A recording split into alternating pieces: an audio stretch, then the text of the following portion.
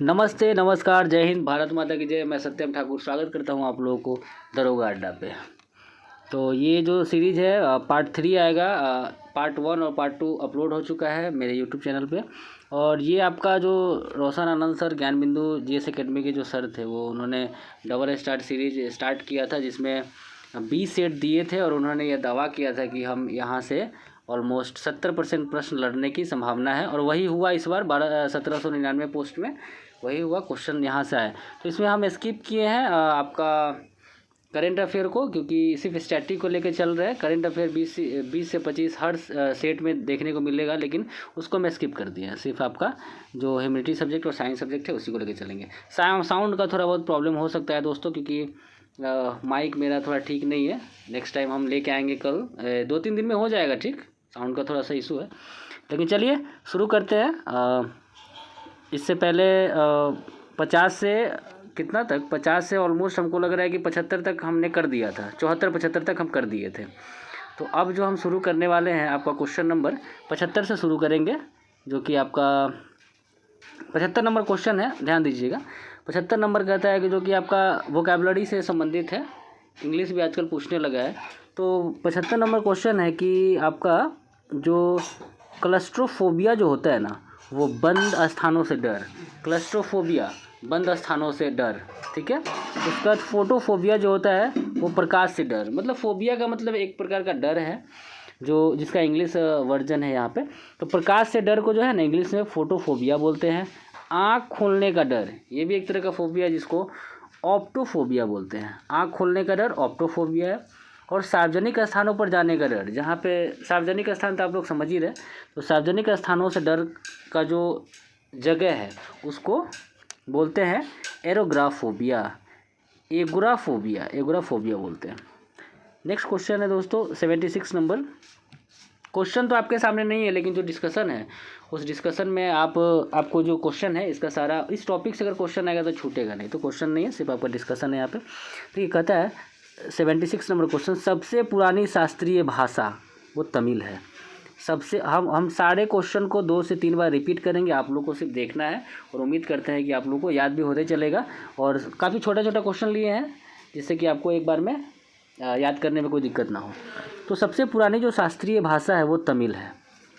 और इस तमिल को, ये जो भाषा है, इसको 2004 में शास्त्रीय भाषा का दर्जा दिया गया था। एक बार फिर सुनिएगा, सबसे पुरानी शास्त्रीय भाषा तमिल है। 2004 में इसे शास्त्रीय भाषा का दर्जा दिया गया था, ठीक है। उसके बाद आपका जो शास्त्रीय भाषा है वो किसे कहते हैं, तो कहता है कि वह भाषा जिसका साहित्य, संस्कृति, विरासत और साहित्यिक परंपरा बहुत प्राचीन, समृद्ध और अद्वितीय होती है। एक बार फिर देखिएगा, शास्त्रीय भाषा क्या है कि वह भाषा जिसका साहित्य, सांस्कृतिक विरासत और साहित्य परंपरा बहुत प्राचीन, समृद्ध और अद्वितीय होती है, ठीक है। इसके बाद यहाँ पे देखा जाता है कि शास्त्रीय भाषा का जो मानदंड है वो हम आपको बताएंगे। शास्त्रीय भाषा का मानदंड क्या है, तो शास्त्रीय भाषा का जो मानदंड है वो आपका प्राचीन अक्षर 1500 से 2000 वर्ष से जुड़ी होनी चाहिए। इस शास्त्रीय भाषा के मानदंड है कि प्राचीनतम अक्षर 1500 से 2000 वर्ष से जुड़ी होनी चाहिए, समृद्ध साहित्य होनी चाहिए, अद्वितीय परंपरा होनी चाहिए, सांस्कृतिक विरासत होनी चाहिए। भारत सरकार ने अब तक 11 भाषाओं को शास्त्रीय भाषा का दर्जा दिया है। याद रखेंगे, भारत सरकार ने अब तक 11 भाषाओं को शास्त्रीय भाषा का दर्जा दिया है। तमिल को दिया गया 2004 में, तमिल को 2004 में मिला था दर्जा। संस्कृत को 2005 में मिला, संस्कृत को 2005 में मिला। तेलुगु को 2008 में मिला, तेलुगु को 2008 में मिला। कन्नड़ को 2008 में मिला, तेलुगु और कन्नड़ दोनों को 2008 में मिला है। मलयालम का दोस्तों 2013 में मिलता है, मलयालम को 2013 में मिलता है। आगे देखेंगे, उड़िया 2014 में, उड़िया को जो मिला है 2014 को। मराठी को जो मिला वो 2024 में मिला है। देखिए कितना इधर 2024 में बहुत सारे भाषा को शास्त्रीय नृत्य में घोषित किया गया है, जैसे मराठी, बंगाली, पाली, संस्कृत और असमिया। इन सभी को 2024 में मिला है। मराठी को भी 2024 में, बंगाली को 2024 में, पाली को 2024 में, प्राकृत को 2024 में और असमिया को भी 2024 में शास्त्रीय भाषा का दर्जा दिया गया है दोस्तों। आते हैं 77 नंबर क्वेश्चन पे। पंडित रविशंकर का जो संबंध है ना वो सितार से है। वही क्वेश्चन पूछा गया था 77 में कि इसका कि पंडित रविशंकर का संबंध किससे है, तो ऑप्शन था उसमें, तो वही बता रहे। तो पंडित रविशंकर का जो संबंध है वो है सितार से। इन्हें संगीत नाटक अकादमी अवार्ड जो मिला 1962 में मिला है। पंडित रविशंकर को जो संगीत नाटक अकादमी का जो अवार्ड है वो मिला 1962 में। इनको पद्म भूषण मिला है 1967 में, पद्म विभूषण 1981 में, भारत रत्न 1999 में, रैमन मैग्सेसे 1992 में, ग्रैमी अवार्ड तथा life time achievement Grammy award प्राप्त है। उसके बाद दोस्तों चलते हैं अगला क्वेश्चन पर, वाद्य यंत्र से संबंधित है। देखिएगा ये क्या कहता है, अल्लाह रखा। देखिए तबला से कौन कौन संबंधित है, अल्लाह रखा खां तबला से, उस्ताद जाकिर हुसैन तबला से, पंडित पंडित किशन महाराज तबला से, पंडित जसराज भी तबला से। देखिए अल्लाह रखा खां तबला से, उस्ताद जाकिर हुसैन तबला से, पंडित किशन महाराज तबला से, पंडित जसराज भी तबला से। अभी देखिए सितार की बात आती है तो पंडित रविशंकर सितार भी बजाते थे, विलायत खां सितार बजाते थे, उमा शंकर मिश्रा सितार बजाते थे, शाहिद परवेज सितार बजाते थे। फिर से एक बार देखिएगा, पंडित रविशंकर सितार बजाए हैं, विलायत खां सितार से संबंधित है, उमा शंकर मिश्रा ये भी सितार से संबंधित है, शाहिद परवेज भी सितार से संबंधित है। अगला आते हैं शहनाई में, तो ये भी देखेंगे क्या कहता है। शहनाई जो है दोस्तों, बिस्मिल्लाह खां का नाम तो सुने हैं, शहनाई से संबंधित है। अहमद हुसैन भी शहनाई से संबंधित है। बागेश्वरी कमर भी शहनाई से संबंधित है। तो बिस्मिल्लाह खां शहनाई से संबंधित हो गई, अहमद हुसैन शहनाई से, बागेश्वरी कमर भी शहनाई से। बांसुरी में देखिए हरि प्रसाद चौरसिया बांसुरी से संबंधित है, पन्ना लाल घोष बांसुरी से संबंधित है, राजेंद्र कुलकर्णी बांसुरी से संबंधित है। हरि प्रसाद चौरसिया बांसुरी से, पन्ना लाल घोष बांसुरी से, राजेंद्र कुलकर्णी बांसुरी से संबंधित है दोस्तों। तो हमने कौन सा क्वेश्चन देखा था 77, अब हम 78 नंबर क्वेश्चन देखेंगे। ध्यान देंगे, बिहार पर शासन करने वाले राजवंश का क्रम बहुत इम्पोर्टेंट है बिहार दरोगा के माध्यम से, और बिहार में पूछेगा जो भी एग्ज़ाम है, जो बिहार के एग्ज़ाम है उससे रिलेटेड काफ़ी इम्पोर्टेंट टॉपिक है। बिहार पर शासन करने वाले राजवंशों का क्रम, हर्यंक वंश सबसे पहले आया, उसका शिशुनाग वंश आया, नंद वंश आया, मौर्य वंश आया, शुंग वंश, उसके बाद कन्नव वंश, फिर गुप्त वंश, फिर मौखरी वंश, फिर पाल वंश, फिर कर्नाट वंश। एक बार फिर देखेंगे दोस्तों, सबसे पहले बिहार पर सबसे पहले हर्यंक वंश, शिशुनाग वंश, नंद वंश, 3-3 करके याद कीजिए, हर्यंक वंश, शिशुनाग वंश, नंद वंश, हर्यंक वंश, शिशुनाग वंश, नंद वंश। अब आते हैं मौर्य वंश, शुंग वंश, कन्नव वंश, मौर्य वंश, शुंग वंश, कन्नव वंश, गुप्त वंश, मौखरी वंश, पाल वंश, गुप्त वंश, मौखरी वंश, पाल वंश और लास्ट में कर्नाट वंश है। अब देखेंगे हर्यंक वंश का संस्थापक बिंबिसार था, ठीक है, हर्यंक वंश का संस्थापक बिंबिसार था, और इस हर्यंक वंश का जो अंतिम शासक था वो नागदशक था। हर्यंक वंश का संस्थापक बिंबिसार था और हर्यंक वंश का अंतिम शासक नागदशक था। मौर्य वंश का संस्थापक चंद्रगुप्त मौर्य, इनका जो शासन है वो 322 ईसा पूर्व से 298 ईसा पूर्व। मौर्य वंश के संस्थापक चंद्रगुप्त मौर्य थे, इनका जो शासन है 322 ईसा पूर्व से 298 ईसा पूर्व तक। यूनानी चंद्रगुप्त मौर्य को सेंड्रोकोटस कहते थे।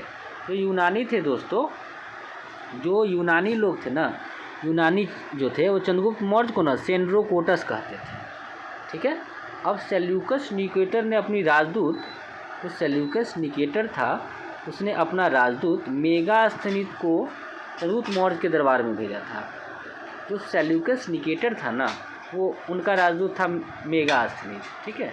सेल्यूकस निकेटर का जो राजदूत था वो मेगास्थनीज था, उसको चंद्रगुप्त मौर्य के दरबार में भेजे थे। देखिए, शुंग वंश के अंतिम शासक देवभूति थे। शुंग वंश का जो अंतिम शासक है वो देवभूति था। तो 75 ईसा पूर्व में हत्या करके उसके सचिव वासुदेव ने मगध पर कन्नव वंश की स्थापना किया। समझिएगा फिर से, शुंग वंश का अंतिम शासक देवभूति, उसका हत्या कर दिया 75 ईसा पूर्व में वासुदेव, ठीक है। और वासुदेव देवभूति की हत्या कर दिया 75 ईसा पूर्व में और मगध पर कन्नव वंश की स्थापना किया था।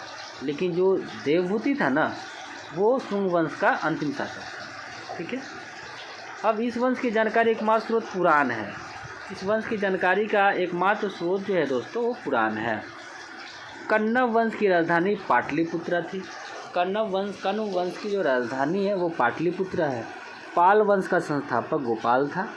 पाल शासक धर्मपाल ने विक्रमशिला महाविहार की स्थापना किया तथा नालंदा महाविहार को 200 ग्राम दान में दिया। ये बहुत इंपॉर्टेंट है, एक बार फिर से देखिएगा। पाल वंश का संस्थापक तो गोपाल है, लेकिन पाल शासक जो धर्मपाल है, पाल शासक धर्मपाल विक्रमशिला महाविहार की स्थापना किया तथा नालंदा महाविहार को 200 ग्राम दान स्वरूप दिया। ये बात दोस्तों कि कर्नाट वंश का स्थापना पाल वंश के शासक रामपाल के शासनकाल में 1097 में नान देव द्वारा किया गया। देखिए, कर्नाट वंश का जो स्थापना हुआ है ना, वो पाल वंश के शासक रामपाल के शासनकाल में 1097 में नान देव द्वारा किया गया था। कर्नाट वंश की राजधानी सिमरावगढ़ था। कर्नाट वंश की राजधानी सिमरावगढ़ था। कर्नाट वंश की राजधानी सिमरावगढ़ था। नान्यदेव ने कर्नाट कुलभूषण की उपाधि धारण किया था। नान्यदेव ने कर्नाट कुलभूषण की उपाधि धारण किया था। नान्यदेव ने कर्नाट कुलभूषण की उपाधि धारण किया था। ये 79 नंबर क्वेश्चन। कर्नाट वंश के संस्थापक नान्यदेव ने नान्यदेव ने कर्नाट कुलभूषण की उपाधि धारण की थी। पाल वंश के शासक रामपाल के शासनकाल में 1097 में कर्नाट वंश का उदय हुआ। कर्नाट वंश की स्थापना नान्यदेव ने मिथिला में किया था। कर्नाट वंश की स्थापना नान्यदेव ने मिथिला में किया था और राजधानी जो बना सिमरावगढ़ बना, ठीक है, जो वर्तमान में नेपाल है। कर्नाट वंश के संस्थापक नान्यदेव ने इसकी स्थापना मिथिला में किया था, ठीक है, और इसकी राजधानी सिमरावगढ़, वर्तमान में सिमरावगढ़ को नेपाल कहा जाता है। कर्नाट वंश के शासनकाल को मिथिला का स्वर्ण युग भी कहा जाता है। कर्नाट वंश के शासनकाल को मिथिला का स्वर्ण युग भी कहा जाता है। नरसिंह देव ने तुर्क आक्रमणकारी बख्तियार खिलजी के बिहार आगमन पर उसे धन देकर संतुष्ट किया था। एक बार फिर से देखिए क्या कह रहा है। नरसिंह देव ने तुर्की का आक्रमणकारी था, एगो बख्तियार खिलजी तुर्की का था, उसको बिहार जब वो आया ना तो उसको धन देकर संतुष्ट कर दिया था। इसके बाद 1234 में तिब्बती इतिहासकार धर्मस्वामिन का राम सिंह के शासनकाल में तिरहुत आगमन हुआ था। 1234 में तिब्बत का एक इतिहासकार था या यात्री बोल सकते हैं, वह धर्मस्वामिन का राम सिंह के शासनकाल में तिरहुत आगमन हुआ था। मिथिला के कर्नाट वंश का अंतिम शासक हरि सिंह देव थे। मिथिला के कर्नाट वंश का अंतिम शासक जो था हरि सिंह देव थे। यह एक महान समाज सुधारक था। ये जो था हरि सिंह देव, वो महान समाज सुधारक था। हरि सिंह ने पंजी व्यवस्था की शुरुआत करवाई थी। हरि सिंह ने पंजी व्यवस्था की शुरुआत करवाई थी। मिथिला भाषा के विकास में कर्नाट वंश का अहम योगदान है। मिथिला भाषा के विकास में कर्नाट वंश का अहम योगदान है, ऐसा माना जाता है। अब है कि कर्नाट शासक हरि सिंह देव ने मिथिला के कुल 14 स्थानों पर विवाह मेला स्थापित करवाया था। कर्नाट वंश का शासक हरि सिंह देव ने मिथिला के कुल 14 स्थानों पर विवाह मेला स्थापित किया था। इसको भी याद रखेंगे। 80 नंबर क्वेश्चन है, शेखपुरा और मुंगेर के बारे में कुछ क्वेश्चन है, देखिएगा। शेखपुरा और मुंगेर कृषि जलवायु क्षेत्र, शेखपुरा और मुंगेर जो है वो कृषि जलवायु क्षेत्र जोन 3A के अंतर्गत शामिल है। शेखपुरा और मुंगेर दोस्तों कृषि जलवायु क्षेत्र जोन 3A के अंतर्गत शामिल है। बिहार में कृषि की दशाओं एवं फसल वर्गीकरण के आधार पर कृषि जलवायु क्षेत्र को मुख्य रूप से 3 भागों में विभाजित किया गया है। सुनिएगा फिर से, बिहार में कृषि की दशाओं एवं फसल की वर्गीकरण के आधार पर कृषि जलवायु क्षेत्र को मुख्य रूप से 3 भागों में विभाजित किया गया है। परंतु थोड़ा ऊपर कर देते हैं, परंतु दक्षिण बिहार के तीसरे वर्ग को 2 उपवर्गों में विभाजित किया गया है। परंतु दक्षिणी बिहार के तीसरे वर्ग को 2 उपवर्गों में विभाजित किया गया है। देखिएगा दोस्त, जो 3 जोन में बांटा गया है कौन कौन है। जोन 1 में बिहार के उत्तर पश्चिम क्षेत्र आते हैं और 13 जिला शामिल है। जोन 1 में बिहार के उत्तर पश्चिम क्षेत्र के 13 जिला शामिल है। जोन 1 में बिहार के उत्तर पश्चिम क्षेत्र के 13 जिला शामिल है। जोन 2 में बिहार के उत्तर पूर्वी क्षेत्र के 8 जिला शामिल है। जोन 2 के बिहार के उत्तर पूर्वी क्षेत्र में 8 जिला शामिल है। जोन 2 के बिहार के उत्तर पूर्वी 8 जिला शामिल है। जोन 3 को जोन 3A और जोन 3B में विभाजित किया गया है। जोन 3 को जोन 3A और जोन 3B में विभाजित किया गया है। जोन 3A में 6 जिला है, जोन 3A में 6 जिला है और जोन 3B में 11 जिला शामिल है। जोन कहता है कि जोन जो 3 है ना उसको 2 भाग में बांटा गया है दोस्तों, जोन 3A और जोन 3B।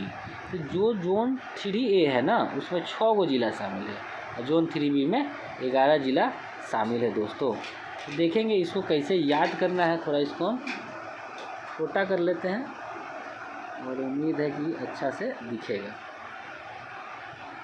रुक जाइए, हाँ अभी थोड़ा, हाँ अब ठीक है। देखिए दोस्त, जोन 1 में कौन कौन है। जोन 1 में उत्तरी पश्चिमी, जोन 1 में कौन सा कृषि क्षेत्र, उत्तरी पश्चिमी कृषि क्षेत्र है। अब इसमें जो जिला है वह है जोन 1 में पश्चिमी चंपारण जोन 1 में है, पूर्वी चंपारण जोन 1 में है, सीतामढ़ी जोन 1 में है, शिवहर भी जोन 1 में है, मधुबनी जोन 1 में है, गोपालगंज जोन 1 में है, सिवान जोन 1 में है, सारण, मुजफ्फरपुर, दरभंगा, वैशाली, समस्तीपुर और बेगूसराय, ये सारा का सारा जोन 1 में है। एक बार फिर से देखिएगा, जोन 1 में शामिल है उत्तर पश्चिमी क्षेत्र, बिहार का उत्तर पश्चिमी क्षेत्र जो है वह जोन 1 में शामिल है। देखिए, पश्चिमी चंपारण, पूर्वी चंपारण, शिवहर, सीतामढ़ी, मधुबनी, गोपालगंज, सिवान, सारण, मुजफ्फरपुर, दरभंगा, वैशाली, समस्तीपुर, बेगूसराय, ये सारे के सारे जोन 1 में शामिल है। अब आते हैं जोन 2 में, तो उत्तर पूर्व बिहार का जो उत्तर पूर्व एरिया है वह जोन 2 में शामिल है। इसमें जो जिला है वह सुपौल, अररिया, किशनगंज, सहरसा, कटिहार, खगड़िया, पूर्णिया, मधेपुरा। एक बार फिर देखेंगे दोस्तों, जो जोन 2 में शामिल है ना वो बिहार का उत्तर पूर्वी क्षेत्र। तो कौन कौन जिला है उत्तर पूर्वी क्षेत्र में जोन 2 में, सुपौल, अररिया, किशनगंज, सहरसा, कटिहार, खगड़िया, पूर्णिया, मधेपुरा, ये सारे के सारे जो है जोन 2 में शामिल है दोस्तों। तो हमने देखा जोन 2 को। अब है दोस्तों जोन 3। जोन 3 में कौन कौन शामिल है। तो जोन 3A में, जोन 3 में 6 जिला था ना, जोन 3 में 3A में 6 जिला और जोन 3B में 11 जिला। जोन 3 में दक्षिण पूर्वी भाग, बिहार का दक्षिण पूर्वी भाग शामिल है दोस्तों, जिसमें जोन 3A में आता है भागलपुर, बांका, मुंगेर, जमुई। जोन 3A में दोस्तों एक बार फिर से देखिएगा, जोन 3A में दक्षिण पूर्वी, बिहार का दक्षिण पूर्वी क्षेत्र, भागलपुर, बांका, मुंगेर, जमुई, शेखपुरा और लखीसराय, ये जो दोस्तों 6 जिला है वो जोन 3A में शामिल है।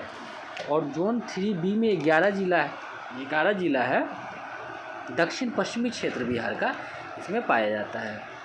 तो दोस्तों इसमें जो जोन 3B में है बक्सर माने गंगा का दक्षिण भाग, दक्षिणी बिहार आप बोल सकते हैं। बक्सर, भोजपुर, पटना, अरवल, जहानाबाद, नालंदा, कैमूर, रोहतास, औरंगाबाद, गया और नवादा। एक बार फिर से देखेंगे जोन 3B को। जोन 3B में बिहार का दक्षिण पश्चिमी जो क्षेत्र है वो शामिल है, जिसमें आप देखेंगे कि आपका इसमें जो शामिल है दोस्तों वो है बक्सर, भोजपुर, पटना, अरवल, जहानाबाद, नालंदा, कैमूर, रोहतास, औरंगाबाद, गया और नवादा शामिल है दोस्तों। अब हम देखेंगे कि ये कौन सा क्वेश्चन था आपका। ये क्वेश्चन था 80 नंबर। अब 81 नंबर क्वेश्चन में हम चल रहे हैं। 81 नंबर क्वेश्चन को बड़ी ध्यान से देखेंगे और याद करने की कोशिश करेंगे। कहता है कि फ्रांस में राज्य द्वारा तीसरे स्टेट के लोगों से वसूल किए जाने वाले करों को टाइल कहा जाता था। फ्रांस में राज्य द्वारा तीसरे स्टेट के लोग से वसूल किए गए जो कर था उसको टाइल कहा जाता था। मध्यकाल में फ्रांसीसी समाज 3 वर्गों में विभाजित था। ध्यान दीजिएगा, मध्यकाल में जो वर्ल्ड हिस्ट्री का क्वेश्चन है, मध्यकाल में फ्रांसीसी समाज 3 वर्गों में विभाजित था। प्रथम स्टेट, द्वितीय स्टेट और तृतीय स्टेट में विभाजित था। ठीक है, देखिए प्रथम स्टेट में पादरी वर्ग आते थे, द्वितीय स्टेट में कुलीन वर्ग आते थे और तृतीय स्टेट में किसान, भूमिहीन, मजदूर, कारीगर, व्यापारी, अदालत कर्मचारी, वकील इत्यादि शामिल थे। एक बार फिर दोस्तों ध्यान दीजिएगा, जो प्रथम स्टेट में जो लोग आते थे, प्रथम स्टेट में पादरी वर्ग रहता था, द्वितीय स्टेट में दोस्तों कुलीन वर्ग था, तृतीय स्टेट में कुलीन वर्ग था और तृतीय स्टेट में किसान, भूमिहीन मजदूर, कारीगर, व्यापारी, अदालत कर्मचारी और वकील आदि शामिल थे। और जानते हैं तृतीय वर्ग से ही इसमें कमज़ोर वर्ग शामिल है और इसी से टैक्स लिया जाता था। देखिएगा, प्रथम स्टेट और दूसरे स्टेट वर्ग के लोगों को राज्य को दिए जाने वाला करों से छूट था।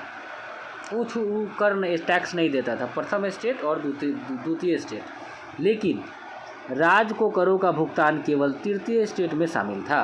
वही लोग उसका भुगतान करते थे, टैक्स देते थे। दोस्तों चर्च द्वारा किसानों से वसूले जाने वाले धार्मिक कर को टाइद कहा जाता था। बहुत इंपॉर्टेंट क्वेश्चन, टाइल। ऊपर देखिए, एक बार फिर से हम ऊपर आपको लेके चलते हैं।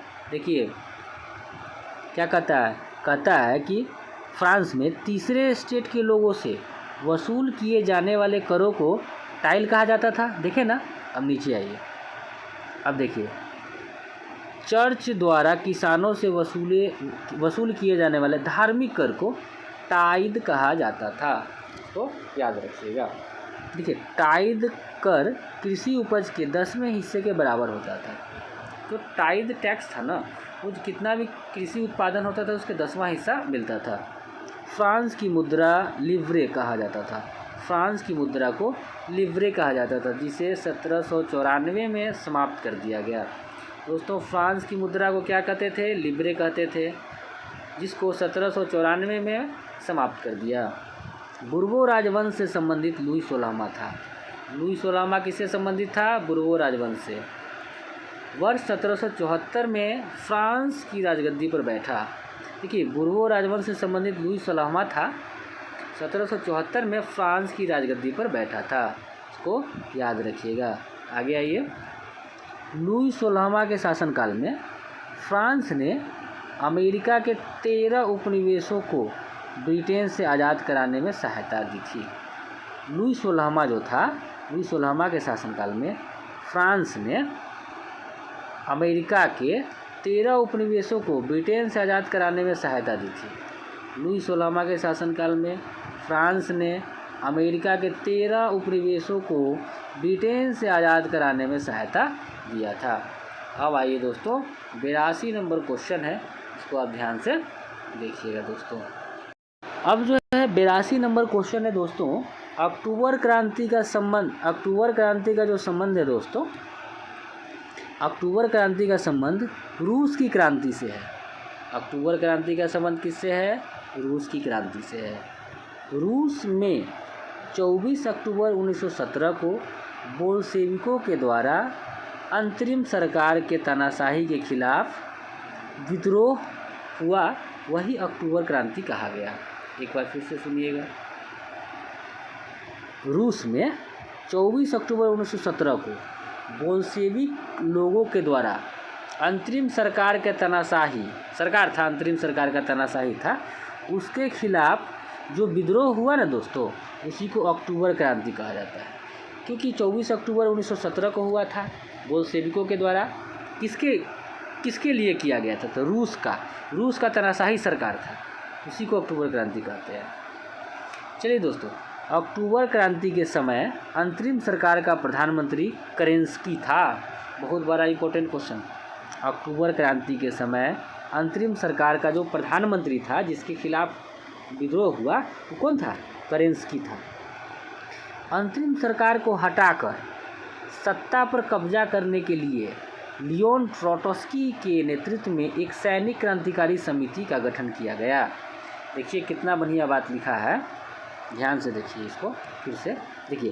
कहता है कि अंतरिम सरकार जो था उसको हटाकर सत्ता पर कब्जा करने के लिए लियोन ट्रोट्स्की के नेतृत्व में एक सैनिक क्रांतिकारी समिति का गठन किया गया दोस्तों।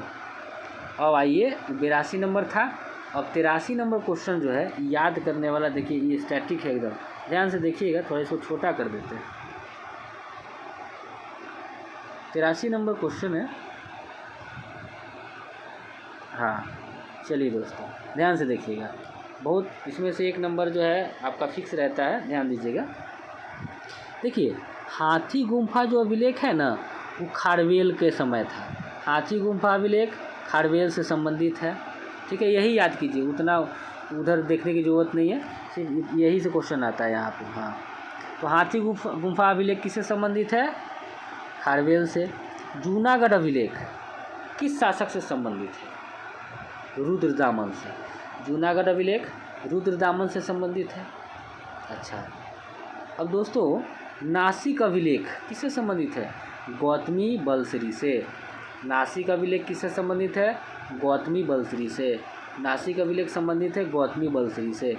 प्रयाग स्तंभ अभिलेख संबंधित है दोस्तों समुद्रगुप्त से। प्रयाग स्तंभ अभिलेख समुद्रगुप्त से।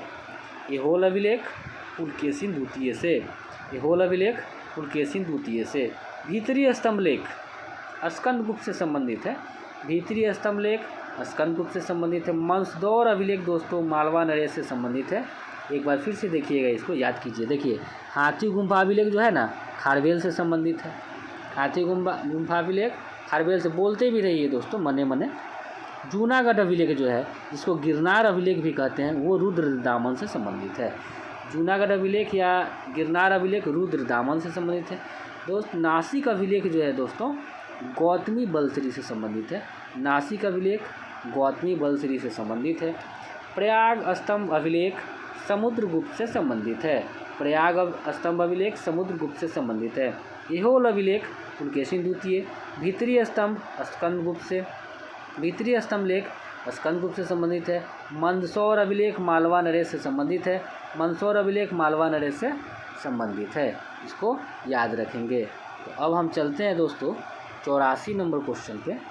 क्या कहता है सो देखिए, बहुत मज़ेदार क्वेश्चन है, देखिए बहुत मज़ा आएगा याद करने में इसको। 84 नंबर क्वेश्चन को ध्यान से देखिए। बताइए आप लोग, चट्टानों के अध्ययन को क्या कहते हैं? पेट्रोलॉजी। चट्टानों के अध्ययन को पेट्रोलॉजी कहते हैं। मिट्टी का अध्ययन पेडोलॉजी। सबको 3-3 बार पढ़ते हैं, चलिए 2-2 बार नहीं, 3-3 बार। चट्टानों का अध्ययन पेट्रोलॉजी। चट्टानों का अध्ययन पेट्रोलॉजी। चट्टानों का अध्ययन पेट्रोलॉजी। मिट्टी का अध्ययन सब जानते हैं पेडोलॉजी। मिट्टी का अध्ययन पेडोलॉजी। मिट्टी का अध्ययन पेडोलॉजी। सिक्कों का अध्ययन न्यूमिस्मेटिक। सिक्कों का अध्ययन न्यूमिस्मेटिक। जल का अध्ययन दोस्तों हाइड्रोलॉजी। जल का अध्ययन हाइड्रोलॉजी। जल का अध्ययन हाइड्रोलॉजी। पृथ्वी का अध्ययन दोस्तों जियोलॉजी। पृथ्वी का अध्ययन जियोलॉजी।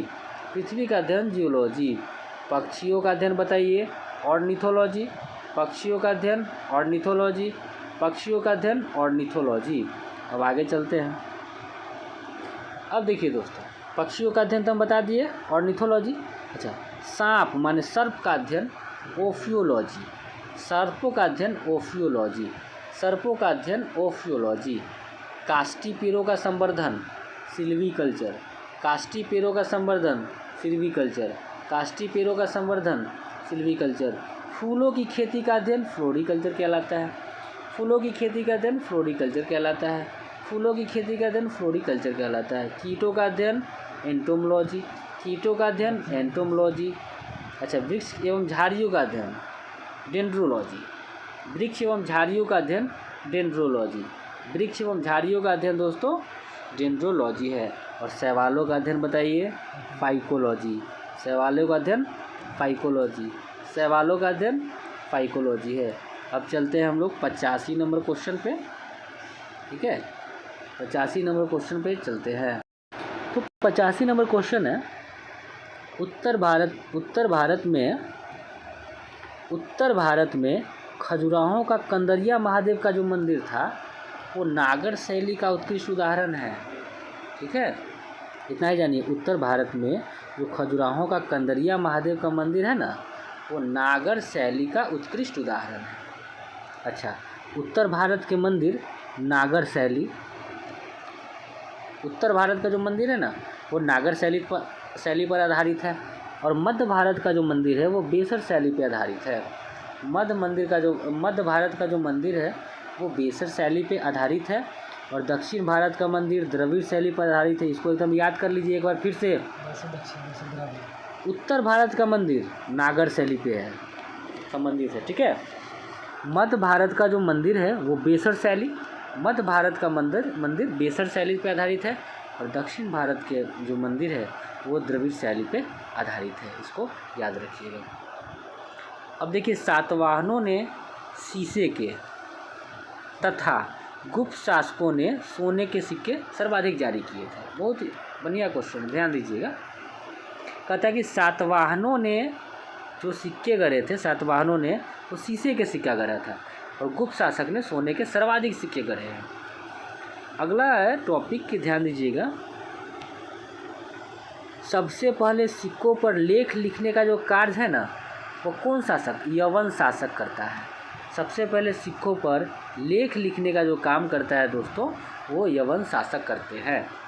सबसे पहले सिक्कों पर लेख कौन लिखा था, यवन शासक। अच्छा, समुद्रगुप्त की वीणा बजाते हुए मुद्रा वाले सिक्कों से उसके संगीत प्रेमी का प्रमाण मिलता है। ये तो इजी क्वेश्चन है, तो छोड़िए। चलिए आते हैं 86 नंबर प्रश्न पे। बहुत ही बढ़िया क्वेश्चन है, याद देखिए। वेद त्रय कह रहा है, वेद त्रय में 4 गो वेद होता है ना, वेद हमारा क्या है, 4 गो है, लेकिन हमको वेद त्रय कहता है। वेद त्रय में कौन कौन शामिल है, ऋग्वेद, यजुर्वेद, सामवेद, माने अथर्ववेद इसमें शामिल नहीं है। तो वेद त्रय में हो गया ऋग्वेद, यजुर्वेद, सामवेद। वेद त्रय में कौन शामिल है, ऋग्वेद, यजुर्वेद और सामवेद शामिल है। अथर्ववेद बाद में जुड़ा, इसलिए शुरू के वेदों की संख्या 3 मानी जाती थी और बाद में 4 वेद माने जाने लगे हैं। तो सबसे आप बोल सकते हैं कि नया वेद जो है वो आपका अथर्ववेद है, जो हाल फिलहाल में ही आया है।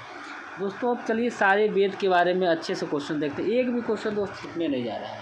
इतना अच्छा सेशन यूट्यूब पर पहली बार आया है, क्योंकि पूरा डिटेल्स में इस तरह से जो डबल स्टार सीरीज़ का, बहुत लोग तो खाली क्वेश्चन करा के छोड़ दिया, लेकिन पूरा डिटेल्स लाए। एक वो सेट है ना, प्रैक्टिस सेट, उसका हम 4 से 5 वीडियो बनाएंगे दोस्तों, ताकि आपको सुनने में भी आसान लगे, और छोटा छोटा वीडियो रहेगा तो आपको अच्छा लगेगा, समझ से आप याद करेंगे। चलिए दोस्तों ऋग्वेद के बारे में जानते हैं। ऋग्वेद का जो समय है वो 1500 से 1000 ईसा पूर्व माना जाता है। ये तो आप लोग को पता है आराम से। ऋग्वेद का जो काल है वो 1500 ईसा पूर्व से 1000 ईसा पूर्व माना जाता है। ऋग्वेद सबसे प्राचीन वेद माना जाता है। ऋग्वेद में 10 गो मंडल है, 1028 सूक्त है, और 10,580 ऋचाएँ हैं, ठीक है। ऋग्वेद के तीसरे मंडल में सूर्य देवता सावित्री को समर्पित है। ऋग्वेद के तीसरे मंडल में सूर्य देवता किसको समर्पित है, सावित्री को समर्पित है, और प्रसिद्ध गायत्री मंत्र है। दोस्तों अब देखिए यजुर्वेद के बारे में। देखिए यजुर्वेद, इसमें जो यज्ञ होता था उसके नियम और उसका विधान का संकलन मिलता है, नियम, यज्ञ का नियम मिलता है। यही कारण है कि इसे कर्मकांडीय वेद भी कहते हैं। आपसे पूछेगा कर्मकांडीय वेद इनमें से कौन है, तो आप बोलिएगा यजुर्वेद है, क्योंकि यजुर्वेद को ही कर्मकांडीय वेद का संज्ञा दिया गया है। देखिए जो यजुर्वेद है ना, वो पद एवं गद दोनों में है। यजुर्वेद दोस्तों पद और गद दोनों में है, इस बात को आप ध्यान रखेंगे। यजुर्वेद के 2 ब्राह्मण ग्रंथ है, शतपथ और तैत्तिरीय। यजुर्वेद का कै गो ब्राह्मण ग्रंथ है? 2 है, शतपथ और तैत्तिरीय। ये बहुत इंपॉर्टेंट लाइन है कि यजुर्वेद का कै गो ब्राह्मण ग्रंथ है? 2, शतपथ और तैत्तिरीय। याद हो गया? चलिए, यजुर्वेद के मंत्रों का उच्चारण करने वाला जो पंडित जी होता था, पुरोहित, उसको अधर्व्यु कहा जाता है, कहलाता था। मतलब यजुर्वेद के मंत्र का उच्चारण करने वाला पुरोहित को क्या बोलते थे? अधर्व्यु। ठीक है। अब हम आएंगे सामवेद में। कितना अच्छा से याद हो रहा है बताइए। सामवेद के दोस्तों, सामवेद में जो है ना, यज्ञों के अवसर पर जो गाना उन लोग गाता था ना, मंत्र का संग्रह, मंत्रों का संग्रह एकदम गाना रूप में आदमी गाता था, एकदम लय सुर ताल में, इसीलिए इसको कहा गया है। और भारतीय संगीत का जनक भी सामवेद को ही कहते हैं। भारतीय संगीत का जनक कौन है? कौन सा वेद है? सामवेद है। सामवेद में देखिए, ये क्वेश्चन याद नहीं होगा आप लोगों को, 1875 ऋचा है। सामवेद में 1875 ऋचा है। सामवेद में दोस्तों 1875 ऋचा है, इसको याद रखिएगा। अब देखिए सामवेद के प्रमुख उपनिषद कौन कौन है? 2 है, छांदोग्य और जैमिनीय। सामवेद के उपनिषद कै गो है? 2, छांदोग्य और जैमिनीय। सामवेद के उपनिषद कौन है? छांदोग्य और जैमिनीय। सामवेद के उपनिषद कौन है? छांदोग्य और जैमिनीय है। चलिए दोस्तों, अब हम आते हैं इसमें और भी थोड़ा सा जान ले, थोड़ा बड़ा कर देते हैं इसको, थोड़ा सा अच्छा लगेगा। चलिए, अब है कि सामवेद का जो ब्राह्मण ग्रंथ है वो है 25, 26, 2 है। सामवेद का ब्राह्मण ग्रंथ कौन कौन है? 25 और 26। सामवेद का जो ब्राह्मण ग्रंथ कौन है? 25 और 26 है। अब आइए अथर्ववेद में। देखिए इसमें ब्रह्मा ज्ञान, धर्म, समाज निष्ठा, औषधि प्रयोग, रोग निवारण, जादू टोना, तंत्र मंत्र आदि अनेक विषयों का वर्णन है। ध्यान दीजिएगा, ब्रह्मा ज्ञान, धर्म, समाज निष्ठा, औषधि प्रयोग, रोग निवारण, जादू टोना, तंत्र मंत्र इसमें शामिल है। अथर्ववेद का एक ब्राह्मण ग्रंथ है गोपथ। अथर्ववेद का एक ब्राह्मण ग्रंथ कौन है? गोपथ। अथर्ववेद का एक ब्राह्मण ग्रंथ गोपथ है। अथर्ववेद के उपनिषद कौन कौन है? देखिए अथर्ववेद का ब्राह्मण ग्रंथ तो गोपथ हो गया, लेकिन अथर्ववेद का उपनिषद जो है ना, वो देखिए कौन कौन है? मुंडकोपनिषद, प्रश्नोपनिषद तथा मांडुक्योपनिषद। फिर से देखिएगा, अथर्ववेद का उपनिषद कौन कौन है? मुंडकोपनिषद, प्रश्नोपनिषद और मांडुक्योपनिषद है। अथर्ववेद का उपनिषद मुंडकोपनिषद, प्रश्नोपनिषद तथा मांडुक्योपनिषद है। आइए आगे देखते हैं क्या कहता है। मुंडकोपनिषद देखिएगा दोस्तों, मुंडकोपनिषद से ही भारत का राष्ट्रीय आदर्शवाद सत्यमेव जयते लिया गया है। मुंडकोपनिषद से ही सत्यमेव जयते लिया गया है, ये तो आप लोग को याद ही होगा। देखिए मुंडकोपनिषद में ही सभा और समिति को प्रजापति की 2 पुत्री कहा गया है। मुंडकोपनिषद में ही दोस्तों, मुंडकोपनिषद में सभा और समिति को प्रजापति की 2 पुत्रियां कहा गया है। अब देखिए कौन बड़ा है? देखिए 87 नंबर क्वेश्चन में कहता है कौन बड़ा है? वेद बड़ा है कि ब्राह्मण बड़ा है कि आरण्यक है कि कौन इसका जो है ना बड़ा है, उसको सीक्वेंस लगाना है लाइन से। वो देखिए सबसे बड़ा वेद हो गया, उसके बाद ब्राह्मण आता है, उसके बाद आरण्यक आता है, उसके बाद उपनिषद आता है। समझे? सबसे पहले सबसे बड़ा कौन है? सबसे बड़ा हो गया वेद, उसके बाद दोस्तों हो गया ब्राह्मण, उसके बाद आरण्यक, फिर उपनिषद आता है। देखिए वेद के बाद ब्राह्मण, आरण्यक तथा उपनिषद का स्थान है, वही कह रहा है। मतलब अब कहता है दोस्तों, यहाँ पे ध्यान दीजिएगा, यहाँ पे कहता है कि वैदिक युग की सांस्कृतिक दशा के ज्ञान का एकमात्र स्रोत वेद है। कहता है कि वैदिक युग का जो सांस्कृतिक दशा था ना, उसको जानकारी पाने के लिए एक ही उपाय है कि वेद आपको पढ़ना पड़ेगा, तो आपको पता चल जाएगा। वेदों की संख्या 4 है, ऋग्वेद, यजुर्वेद, सामवेद, अथर्ववेद। ब्राह्मण ग्रंथ वैदिक संहिताओं की व्याख्या के लिए गद्य में लिखे गए हैं, क्योंकि जो ब्राह्मण ग्रंथ है ना, वो किस में लिखा गया है? केवल गद्य में लिखा गया है। ब्राह्मण ग्रंथ कहाँ लिखा गया है? गद्य में। ब्राह्मण ग्रंथ गद्य में लिखा गया है। ठीक है दोस्तों, आगे चलिए। क्या कहता है? कहता है कि प्रत्येक संहिता के लिए अलग अलग ब्राह्मण ग्रंथ लिखे गए थे। देखिए, अब आपको ध्यान से, ये बहुत ही इंपॉर्टेंट क्वेश्चन है, इसको ध्यान दीजिएगा। देखिए, ऋग्वेद का जो है ना, 2 ब्राह्मण ग्रंथ है, ऐत्रेय और कौशिकी। ऋग्वेद का क्या गो है? 2, ऐत्रेय और कौशिकी। यजुर्वेद का दोस्तों कितना है? यजुर्वेद का भी दोस्तों 2 है, शतपथ और तैत्तिरीय। यजुर्वेद का शतपथ और तैत्तिरीय, यजुर्वेद का शतपथ और तैत्तिरीय। सामवेद का 5वीं 6वीं, सामवेद का 5वीं 6वीं, सामवेद का 5वीं 6वीं। अथर्ववेद का एगो है गोपथ। ठीक है, ये आप इससे पहले भी देखे हैं। 88 नंबर क्वेश्चन देखेंगे। 88 नंबर, यहाँ पे वेदांग पूछ रहा है शायद, वेदांग। ठीक है, तो वेदांग 6 होता है। ठीक है, तो वेदांग क्या है? तो वेदों को भली भांति समझने के लिए 6 वेदांग की रचना की गई है। देखिए, शिक्षा, ज्योतिष, कल्प, व्याकरण, निरुक्त, छंद, यही 6 वेदांग हैं। फिर से देखिएगा दोस्तों, वेदांग कितने हैं? 6। शिक्षा, ज्योतिष, कल्प, व्याकरण, निरुक्त और छंद। ठीक है, अब आगे देखेंगे क्या कहते हैं। ये वेदों के शुद्ध उच्चारण तथा अयादि करने में सहायक थे। कौन? जो वेदांग था, वेदों के शुद्ध उच्चारण करने में और या अयादि करने में, मतलब ये सहायक थे। वेदों की संख्या 4 है, ये तो 4 हो ही गया, ऋग्वेद, यजुर्वेद, सामवेद और अथर्ववेद। पुराणों की संख्या 18 है दोस्तों। पुराण क्या है? 18 है। पुराण 18 है। पुराणों के रचयिता एवं संकलनकर्ता लोमहर्ष तथा उनके पुत्र उग्रसर्वा को माना जाता है। ये आप लोग को मालूम होगा। पुराणों के रचयिता और संकलनकर्ता लोमहर्ष थे तथा उनका पुत्र उग्रसर्वा, इन दोनों को माना जाता है। दोस्तों ध्यान दीजिएगा, पुराणों में मत्स्य पुराण सबसे प्राचीन एवं प्रमाणिक है। पुराणों में मत्स्य पुराण सबसे प्राचीन एवं प्रमाणिक है। देखिएगा दोस्त, क्वेश्चन अब बदल चुका है। क्वेश्चन 89 नंबर आ गया, इसको समझिएगा। दीवान ए विजारत, यह राजस्व एवं वित्त विभाग था। दीवान ए विजारत, राजस्व एवं वित्त विभाग। देखिए, वी लिखा हुआ है तो वित्त हो जाएगा। दीवान ए विजारत, राजस्व एवं वित्त विभाग। दीवान ए आरिज, सैन्य विभाग। दीवान ए आरिज, सैन्य विभाग। दीवान ए आरिज माने आरिज से काट देंगे, सैन्य विभाग। दीवान ए रिसालत, विदेश विभाग था, विदेश मंत्री। दीवान ए रिसालत, विदेश मंत्री था। दीवान ए इंसा दोस्तों, पत्राचार या संचार विभाग। दीवान ए इंसा संचार या पत्राचार विभाग था। दीवान ए इंसा संचार या पत्राचार विभाग था दोस्तों। चलिए दोस्तों आगे बढ़ते हैं। 90 नंबर क्वेश्चन, 10 और बच गया है, एकदम ध्यान से पढ़ते रहिए।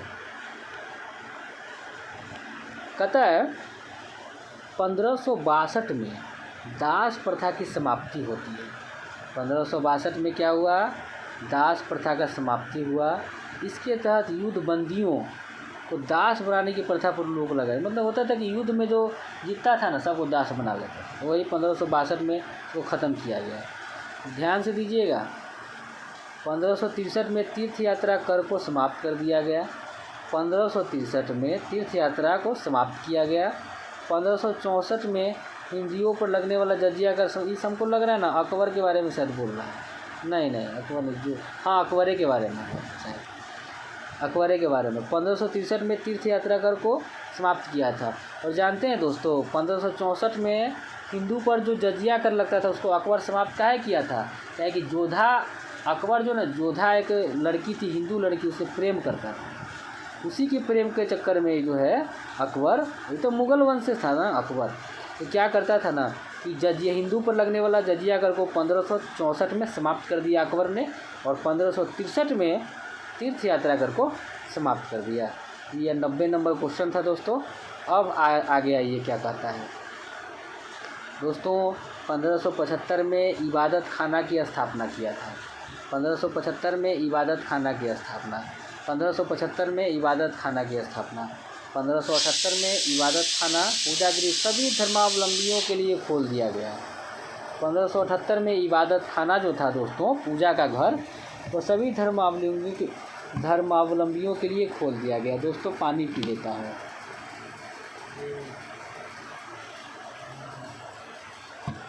इबादत खाना दोस्तों ध्यान दीजिए, जगे रहिए। इबादत खाना में भाग लेने वाले विभिन्न धर्मों के, थोड़ा सा छोटा करना पड़ेगा, उधर मिट गया है। अभी ठीक, रुक जाइए।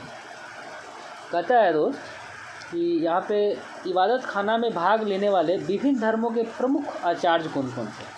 कहता है कि इबादत खाना में जो भाग लेते थे ना, उसमें अलग अलग धर्म के प्रमुख आचार्य उसमें शामिल हुए। देखिएगा, हिंदू जो था ना, हिंदू, उसमें शामिल थे पुरुषोत्तम एवं देवी। आचार्य जो थे हिंदू के आचार्य थे पुरुषोत्तम और देवी। अब ईसाई के कौन से आचार्य थे? रुडोल्फ अकाबीबा व एंटोनी मोंसेरोट। ईसाई का, पहले हिंदू का देखिए, याद करना है, सोचे पढ़ के नहीं जाना है। देखिए, हिंदू का जो आचार्य थे पुरुषोत्तम एवं देवी थे। हिंदू का आचार्य पुरुषोत्तम और देवी। हिंदू का आचार्य पुरुषोत्तम और देवी। ईसाई का रुडोल्फ अकाबीबा व एंटोनी मोंसेरोट। ईसाई का था रुडोल्फ अकाबीबा और एंटोनी मोंसेरोट। पारसी की बात करें तो दस्तूरजी राणा और मेहरजी राणा। पारसी में दस्तूरजी राणा और मेहरजी राणा। पारसी का दस्तूरजी राणा और राणा लगल रहेगा, बुझ लेगा पारसी की बात कर रहा है दोस्तों। जैन की बात करें, हरि विजय सूरी। जैन का जो आचार्य था हरि विजय सूरी, ठीक है, और विजय सेन सूरी। मैंने जितना सूरी लोग था ना दोस्तों, वो जैन से संबंधित था। जितना जो सूरी लोग था वो जैन से संबंधित था। दोस्तों थोड़ा साउंड का प्रॉब्लम हो सकता है, माफ़ी चाहते हैं। जब माइक हम नया ऑर्डर किए, जब आ जाएगा तो आपको फ्रेश साउंड मिलेगा। तो जैन का देख लीजिए, सूरी वाला लोग है, और पारसी में राणा लगा हुआ है। तो दोनों को याद करना आसान है, ठीक है। आगे बढ़ते हैं, देखिए क्या कहता है। 1582 में दीन ए इलाही धर्म चलाया गया। 1582 में दीन ए इलाही धर्म चलाया गया। 1582 में दीन ए इलाही धर्म चलाया गया। इतिहासकार अब्दुल कादिर बदायूनी ने दीन ए इलाही को एक धर्म कहा है। ध्यान से देखिए क्या कहता है। ये वो इतिहासकार था अब्दुल कादिर बदायूनी। अब्दुल कादिर बदायूनी ने दीन ए इलाही को एक अलग धर्म बताया है दोस्तों। अब देखिए अगला क्वेश्चन है आपके सामने, मुझको लग रहा है कि 91 नंबर। हाँ, 91 नंबर क्वेश्चन है दोस्तों, ध्यान से थोड़ा सा देखिएगा। कहता है निकोलो कॉन्टी, इसके बारे में थोड़ा जानिए। 1420 में देवराय प्रथम के शासनकाल में इटली से विजयनगर साम्राज्य में आया था। निकोलो कॉन्टी जो था, सबसे पहले 1420 में देवराय प्रथम के शासनकाल में विजयनगर साम्राज्य में आया था। निकोलो कॉन्टी एक बार फिर 1420 में देवराय प्रथम के शासनकाल में इटली से विजयनगर साम्राज्य में आया था। मतलब जो निकोलो कॉन्टी था इटली का था, विजयनगर साम्राज्य में आया था। अब निकोलो कॉन्टी ने विजयनगर में प्रचलित दास प्रथा का विस्तृत चर्चा किया है। विजयनगर साम्राज्य में जो दास प्रथा हुआ करता था, उसका विस्तृत चर्चा जो है दोस्तों निकोलो कॉन्टी ने किया है। विजयनगर साम्राज्य में दासों का खरीद बिक्री होता था, वेश व्यास या बेगासा, मतलब दासों का जो खरीद बिक्री होता था ना दोस्तों विजयनगर साम्राज्य में, उसको बेसबाग या बेसागा कहा जाता था। विजयनगर साम्राज्य में जो दासों का खरीद बिक्री होता था, उसको बेसबाग या बेसागा कहा जाता था। फ्रेस्वा बर्नियर, अब देखिए फ्रेस्वा बर्नियर के बारे में। यह मुग़ल शासक औरंगजेब के शासनकाल में 1656 में भारत आया और 1668 तक 8 साल तक यहीं रहा। एक बार फिर ध्यान दीजिए, फ्रांसवा बर्नियर के बारे में कहता है। फ्रांसवा बर्नियर कहता है कि यह औरंगजेब के शासनकाल में 1656 में भारत आया और 1668 ईस्वी तक यहीं पर 8 साल तक रहा था। तो फ्रांसवा जो बर्नियर है वो फ्रांस से भारत आया था। कहाँ से? से फ्रांसवा, से फ्रांस, तो आप याद रख सकते हैं। फ्रांसवा बर्नियर फ्रांस से भारत आया था, जो फ्रांस का एक चिकित्सक, लेखक और यात्री था। तो अच्छा, जो फ्रांसवा बर्नियर था वो एक डॉक्टर भी था, राइटर भी था और एक यात्री भी था, तीनों था। तो ध्यान रखिएगा। अब आगे देखिएगा, जो फ्रांसवा बर्नियर है वो औरंगजेब के शासनकाल के दौरान मुग़ल साम्राज्य का गहन अध्ययन किया और अपने अनुभवों पर एक पुस्तक लिखा, travels in the Mughal empire. Francois Bernier कौन सा किताब लिखा है? Travels in the Mughal empire. Travels in the Mughal empire ये लिखा है। क्या नाम था भूलिएगा, इसका नाम है दोस्तों फ्रांसवा बर्नियर। हाँ, फ्रांसवा बर्नियर ये जो है इसने travel in the Mughal empire लिखा है, जो मुग़ल का सामाजिक, आर्थिक और राजनीतिक जीवन का एक महत्वपूर्ण विवरण देता है। दोस्तों सीजर फ्रेडरिक के बारे में थोड़ा जानिए। सीजर जो फ्रेडरिक था दोस्तों, पुर्तगाली यात्री था। सीजर फ्रेडरिक पुर्तगाली यात्री था, जो तालीकोटा के युद्ध 1556 में हुआ था ना, उसी समय भारत आया था। एक बार देखिएगा, सीजर फ्रेडरिक जो है पुर्तगाली यात्री था। सीजर फ्रेडरिक कहाँ का था? पुर्तगाली यात्री था और तालीकोटा के युद्ध में 1556 में भारत आया था। ठीक है, तालीकोटा के। देखिए, अब जो इसमें बताया गया कि विजयनगर साम्राज्य में आने वाले जो विदेशी यात्री है ना दोस्तों, कैसे कैसे आया है और किसके शासनकाल में आया है, ये आपको देखने को दोस्तों अभी मिलेगा। अभी ध्यान से देखिएगा। देखिए, अब्दुल रज्जाक ये 1442 में आता है। कहाँ से आया था? पर्सिया से आया था। अब्दुल रज्जाक 1442 में, ध्यान दीजिए, अब्दुल रज्जाक 1442 में पर्सिया से आया और किसके शासनकाल में आया था? देवराय द्वितीय। तो अब्दुल रज्जाक 1442 में पर्सिया से आया और देवराय द्वितीय के शासनकाल में आया। कि जो भी यहाँ पे लोग हैं, अब्दुल रज्जाक, यहाँ पे देवराय द्वितीय, अच्युत देवराय, कृष्ण सारा के सारा जो है ना दोस्तों, विजयनगर साम्राज्य से संबंधित है। ठीक है ना, इसको ध्यान दीजिएगा। तो देखिए, अब्दुल रज्जाक 1442 में पर्सिया से आते हैं और देवराय द्वितीय के शासनकाल में आता है। नुनिज, ध्यान दीजिएगा, नुनिज जो है ना दोस्तों, विदेशी यात्री है। नुनिज यह 1535-36 में भारत आया था पुर्तगाल से। नुनिज कहाँ से आया था?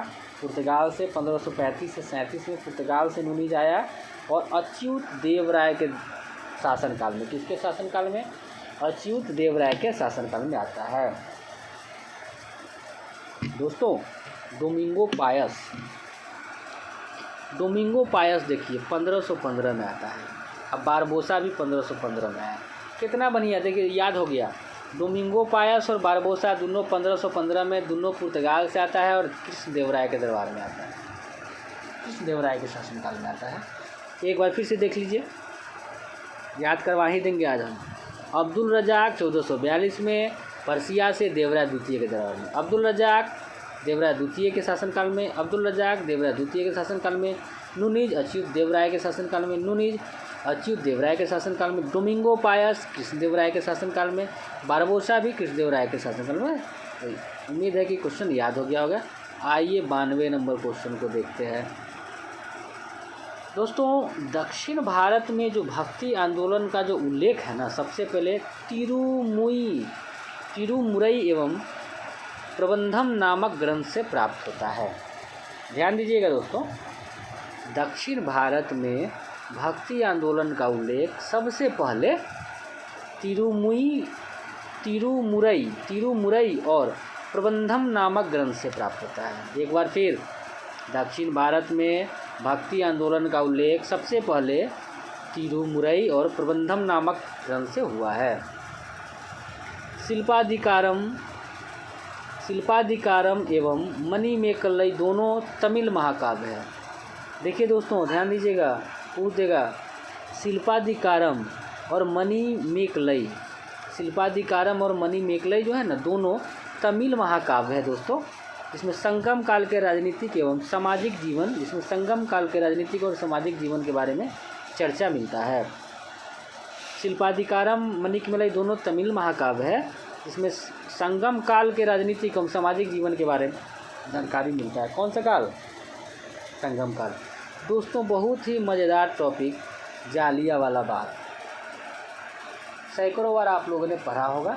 देखिए क्या कहता है। जालियांवाला बाग हत्याकांड की जांच करने के लिए भारतीय राष्ट्रीय कांग्रेस के द्वारा तहकीकात कमेटी का गठन किया गया। याद हो गया? जालियांवाला बाग हत्याकांड की जांच करने के लिए भारतीय राष्ट्रीय कांग्रेस के द्वारा तहकीकात कमेटी का गठन किया गया था और इस तहकीकात कमेटी के अध्यक्ष मदन मोहन मालवीय थे। इस तहकीकात कमेटी के जो अध्यक्ष थे दोस्तों, मदन मोहन मालवीय थे तथा अन्य सदस्य महात्मा गांधी, मोतीलाल नेहरू, सीआर दास तथा अब्बास तैयबजी थे।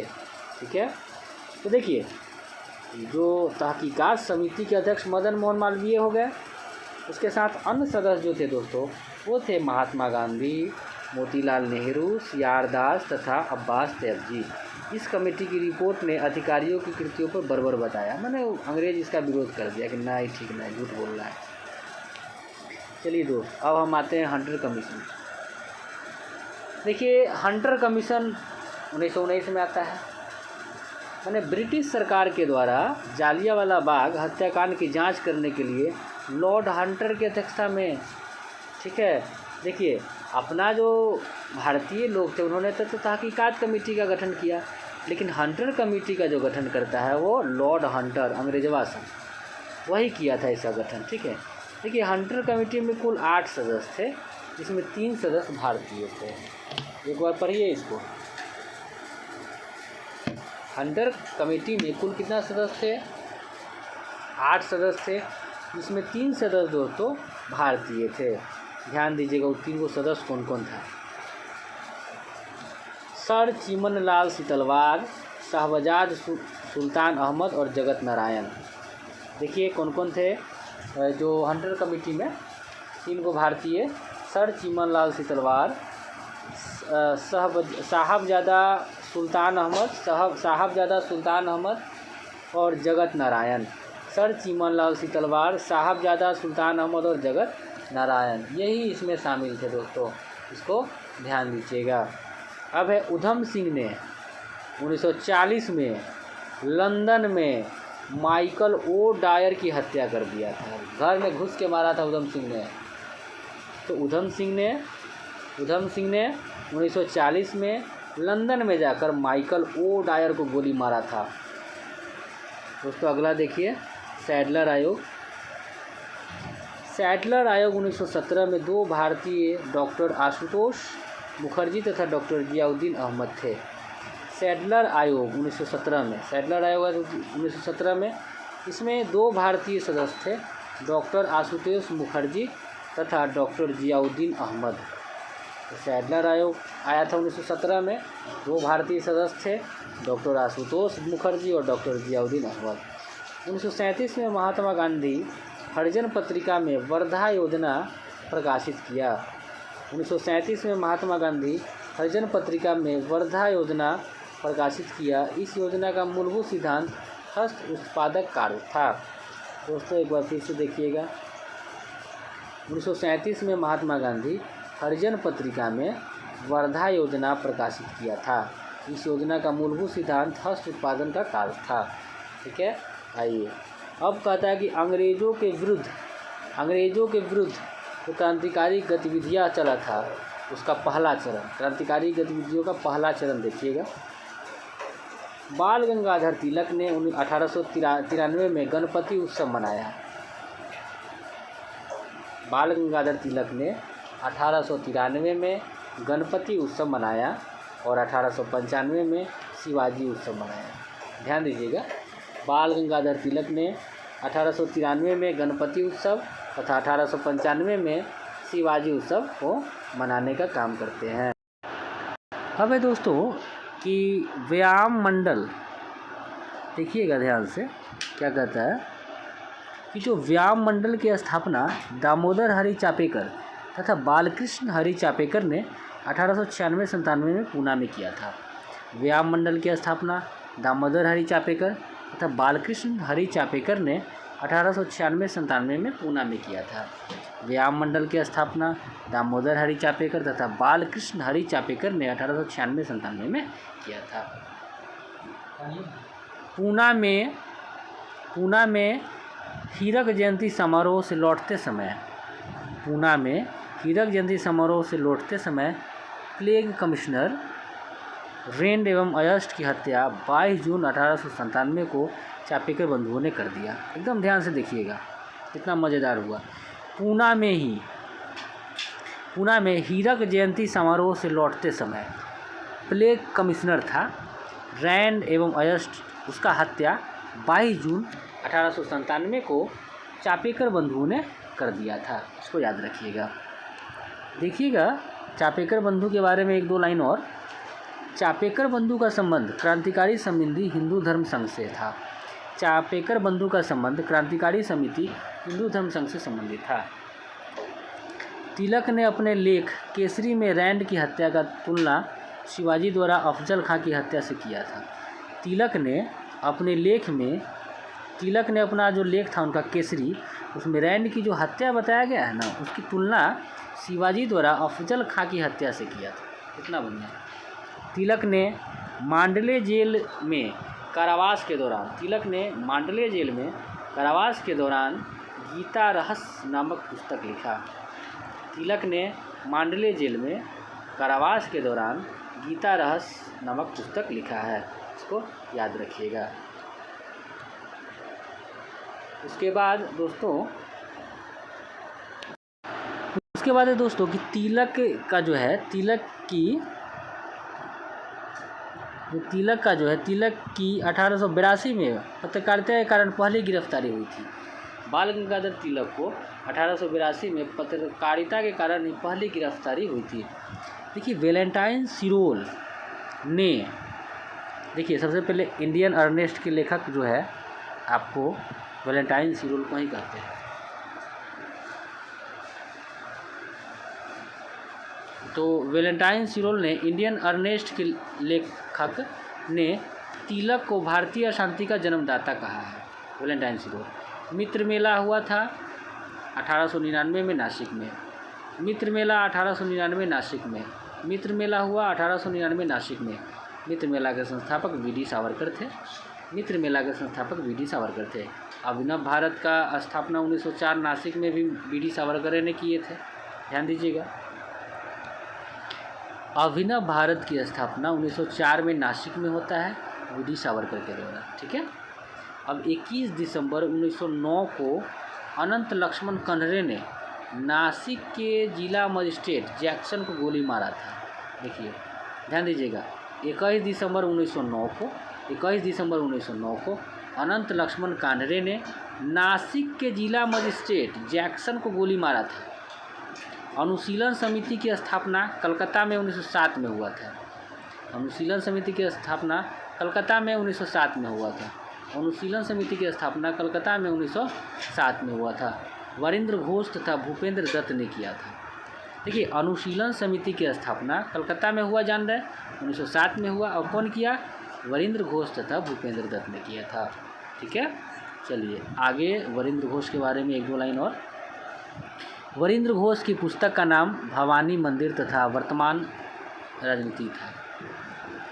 वरिंद्र घोष की पुस्तक है भवानी मंदिर और एक दूसरा किताब है वर्तमान रणनीति।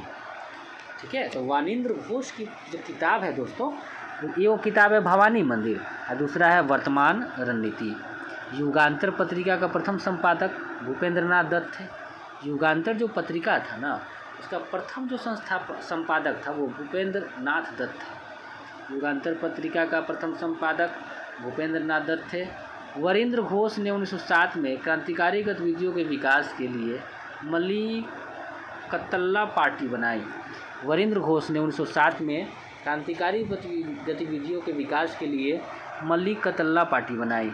वरिंद्र घोष ने 1907 में क्रांतिकारी गतिविधि के विकास के लिए मनी कतल्ला पार्टी बनाया था, इसको याद रखेंगे। 30 अप्रैल 1908 को किंग्स फोर्ट पर खुदीराम बोस तथा प्रफुल्ल चाकी ने बम फेंका। 30 अप्रैल 1908 को किंग्स फोर्ट पर खुदीराम बोस तथा प्रफुल्ल चाकी ने बम फेंका। 30 अप्रैल 1908 को, डेट याद रखिएगा, मुजफ्फरपुर वाला बात है, मुजफ्फरपुर में हुआ था 30 अप्रैल 1908 को। 30 अप्रैल 1908 याद रखिए। किंग्स फोर्ट वहाँ का जज था, उस पर खुदीराम बोस तथा प्रफुल्ल चाकी ने बम फेंक दिया, ठीक है। लेकिन हुआ क्या कि खुदीराम बोस सबसे कम उम्र में 15 वर्ष में फांसी चढ़ गए थे, इसको याद रखिएगा, ठीक है।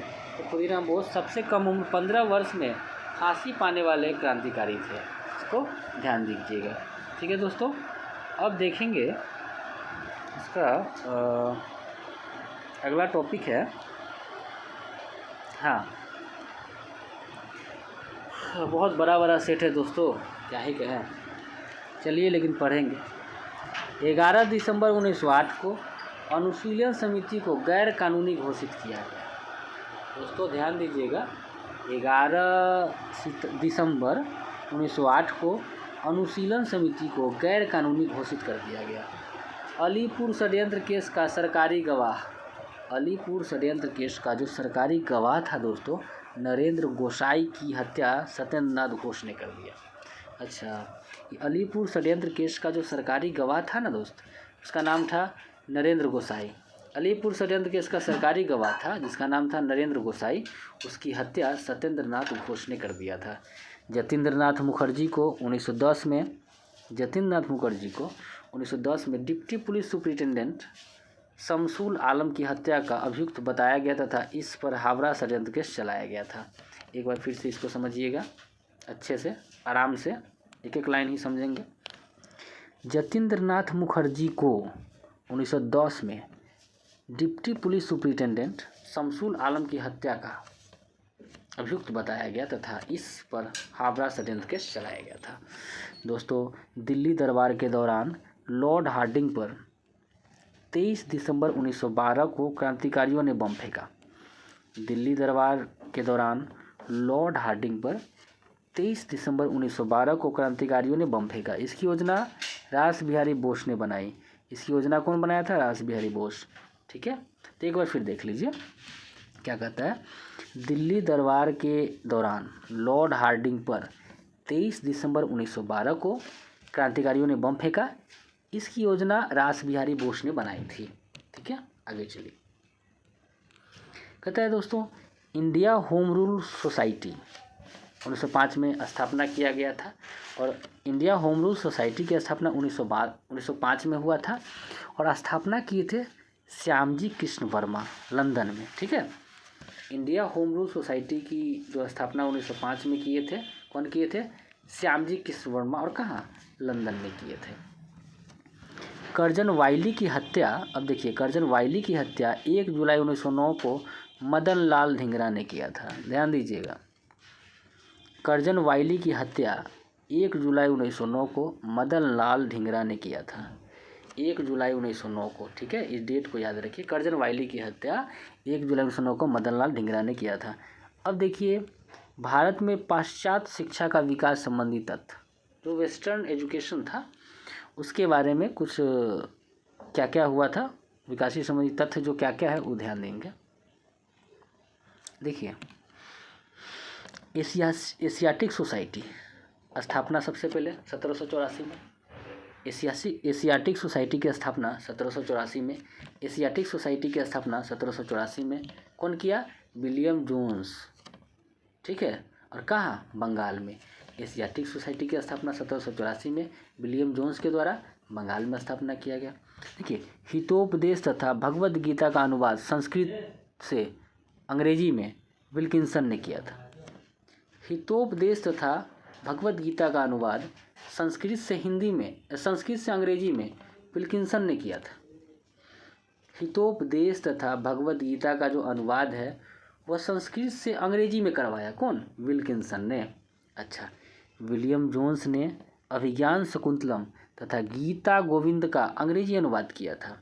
ध्यान दीजिएगा, दो बात देखिए, हितोपदेश तथा भगवत गीता, दो देखिए, हितोपदेश तथा भगवत गीता, इसका अनुवाद अंग्रेजी में करवाया था। इसे तो संस्कृत में लिखा गया था, तो हितोपदेश और भगवत गीता को तो अंग्रेजी में करवाया था विल्किंसन, लेकिन विलियम जोन्स ने अभिज्ञान शकुंतलम तथा गीत गोविंद का अंग्रेजी में अनुवाद करवाया था। विलियम जोन्स ने अभिज्ञान शकुंतलम और गीत गोविंद का अंग्रेजी में अनुवाद कौन करवाया? विलियम जोन्स ने करवाया। अगला क्वेश्चन है दोस्तों, 1781 में वॉरेन हेस्टिंग्स ने कलकत्ता में कलकत्ता मदरसा की स्थापना किया था। 1781 में वॉरेन हेस्टिंग्स ने कलकत्ता में कलकत्ता मदरसा की स्थापना किया था। भारत का पहला इंजीनियरिंग कॉलेज 1847 में उत्तर पश्चिम प्रांत के गवर्नर जेम्स टॉमसन ने स्थापित किया था। भारत का पहला इंजीनियरिंग कॉलेज 1847 में उत्तर पश्चिम प्रांत के गवर्नर जेम्स टॉमसन ने किया था, जिसका नाम रुड़की इंजीनियरिंग कॉलेज है। इसको समझिए दोस्तों फिर से, भारत का पहला इंजीनियरिंग कॉलेज 1847 में उत्तर पश्चिम प्रांत के गवर्नर जेम्स टॉमसन ने स्थापित किया था, जिसका नाम रुड़की इंजीनियरिंग कॉलेज है। इसको याद रखिएगा दोस्तों।